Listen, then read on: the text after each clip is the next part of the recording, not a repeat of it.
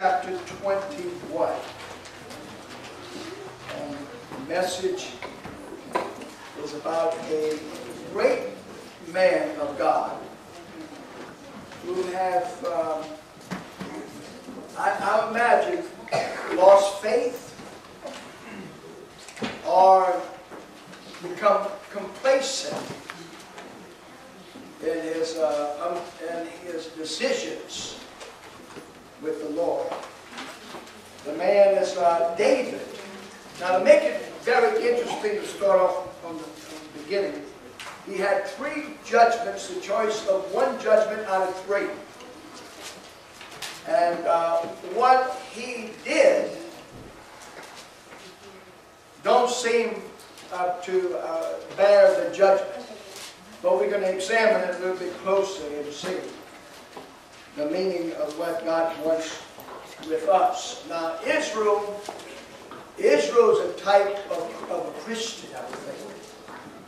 Because Israel had the Word of God, and God used it to spread the gospel, proclamate the gospel, and used the people to bring out the message to the world. So in that sense, you can say Christians is a type of Israel, a spiritual Israel. And so, in that understanding, then we can say, well, you know, the message could pertain to where I could be or where I'm going. Over in chapter 21, to make it interesting right away, 1 Chronicles and verse 14. So the Lord sent pestilence upon Israel, and there fell of Israel 70,000 men. Now that's a huge number of people being killed by plague, sent by God. Okay, now those are the people He loves, not He hates.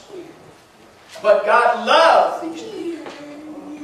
Now, God is expecting the Israelite people to be not like the world.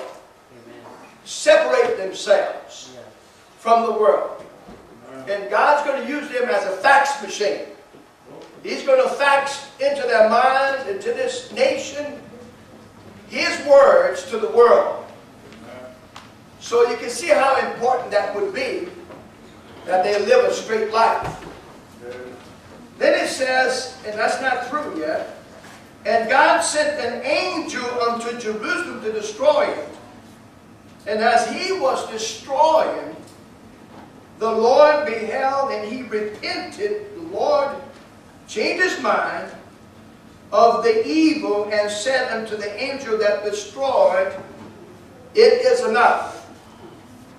Stay now thy hand. And the angel of the Lord stood by the threshing floor of Ornan, the Jebusite. And so, not only the pestilence killed 70,000 men, but there was the angel of the Lord that could kill 185,000 men in one day. And was destroying the people of Israel and the tribes of Israel. Then the Lord looks at the angel and said, hold it, angel, that's enough, don't kill no more. What could be such that caused a catastrophic judgment of God upon His own people? What in the world they did? Well, in chapter 21, verse 1, and Satan stood, verse 1, I'm reading, Satan stood up against Israel and provoked David to number Israel. Now, that don't seem like much. But Satan got involved in trying to get God against Israel and using David, who is a man after God's own heart. And he's King David. And what David decided in his own mind was to go number all the people that's in the tribes that are ready for battle to go against the enemy, to have a census report, and he told Joab to go and get a census report of all the people in the tribes that are able to have a sword and to come against the enemy of Israel. And it seemed like a preparation, seemed like a good instruction. It seemed like, why God is so angry with this? Because Israel, when they came out of Egypt, was not prepared for battle, but God had protected them every part of the way, and they've never lost a battle, and they're always dependent upon God for the advantages against the enemy. It was never their strength, it was never their intelligence and their wisdom. It was always God come on their behalf. Amen. And God didn't want to change that. And remember, when we got born of the Spirit of Christ, God born us in the Spirit of Christ, not our understanding and our fortitude and our great understanding of the Scriptures, and we bow down to a mighty God, and it's a good thing that God, I'm with you. Nothing of that sort at all. It was always the mercy of God, the grace of God that brought you in and taught you Christ was the Savior, and you bowed down according to the faith and grace of God, not ourselves.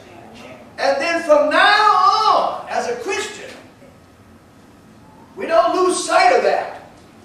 We continue battle after battle, after hurdle. We continue to get instructions from God, to get wisdom from God, to get the help of God to flow through our life. And once we quit that and become, the word would be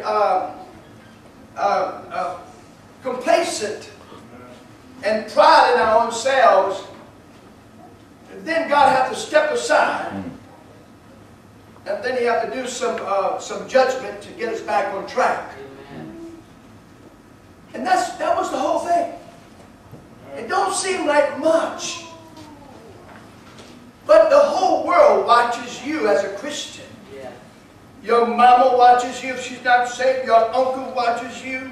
Your brothers and sisters watches you. Your relatives and friends and our neighbors and people in the workforce, they all watch you because you're a Christian. And we can't afford to be complacent and do like the world and be like the world. If we do, we show it a bad picture. We show it lack of faith of God, and we started out in faith by the grace of God, and we want to be able to finish the journey here on earth with Christ. And He's our commander-in-chief, Jesus says. He's our great healer. He's our warrior. He is the one, a protector and our assurance. And we got to show the world that. And if we don't show the world that, then we're free game of the Lord to do judgment on us. And Satan's always after us. Don't depend upon the Lord, but depend upon yourself. And that's what happened to a mighty man called David. And it caused a judgment beyond my understanding. He went out there and numbered. He had Joab numbered. Now Joab was a guy that spoke his own mind. We look at verse 3. Let me read verse 2. And David said to Joab and to the rulers of the people, go number Israel in Beersheba, even to Dan, and bring the number of them to me, that I may know it.